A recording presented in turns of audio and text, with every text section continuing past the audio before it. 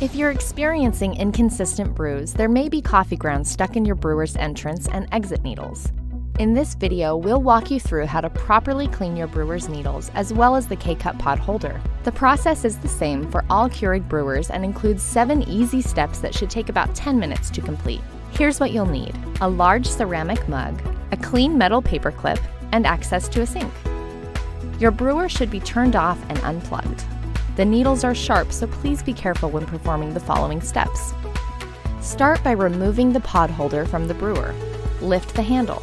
Grasp the top of the pod holder with one hand while pushing up on the bottom of the pod holder from underneath with your other hand until it releases.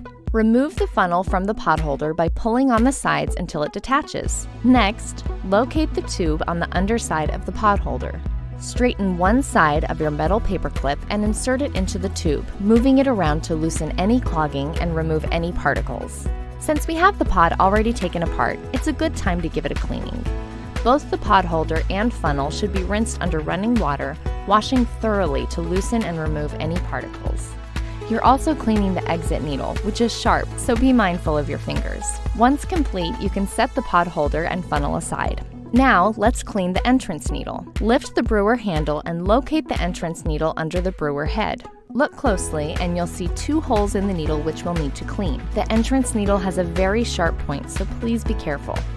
Carefully insert your metal paper clip into the 2 side holes of the entrance needle and gently move the paper clip around to loosen and remove any particles. Then, safely remove the paper clip and your hands from the area. Now we can put the pod holder back into your brewer.